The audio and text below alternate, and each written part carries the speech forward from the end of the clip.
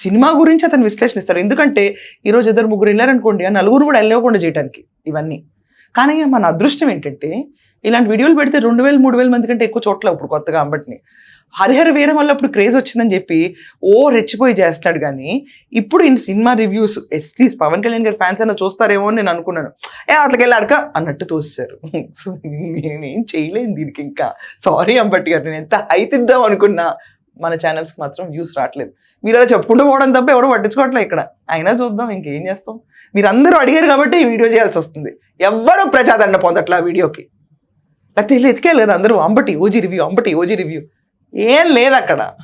దీనికి pre release ఈవెంట్కి ఒక వీడియో, దాని తర్వాత పోస్ట్ రిలీజ్కి ఒక వీడియో, అండ్ ఇదే టీషర్ట్ వేసుకుని ఆయన ఓజీ గురించి చేసి వెళ్ళారు. మీరేమన్నా ప్రింట్ తెప్పించుకున్నారో ఏంటి నాకు డౌట్ వస్తుంది. కాదు అంబటి గారు, ఆ వీడియోలోనూ బ్లాక్ కలర్ టీషర్టే, ఈ వీడియోలోనూ బ్లాక్ కలర్ టీషర్టే, బ్యాక్గ్రౌండ్లో అమెరికా కనపట్ల. మీరు చెప్పాలి అమెరికాలో ఉన్నామని. అండ్ వెనకమాల కూర్చున్న బోర్డులు పలకలు చూస్తే నాకు కొంచెం డౌట్గానే ఉంది. మరి ఇక్కడే నాకు చాలా డౌట్గా ఉంది. అస్సలు లెక్క తెలుసులా. మీ అందరి ఒపీనియన్లో అంబటి గారు వెళ్ళకముందే సినిమా ఏమన్నా డూప్లికేట్ ప్రింట్ ఏమన్నా తెప్పించుకొని చూసి వెళ్ళిపోయాడా?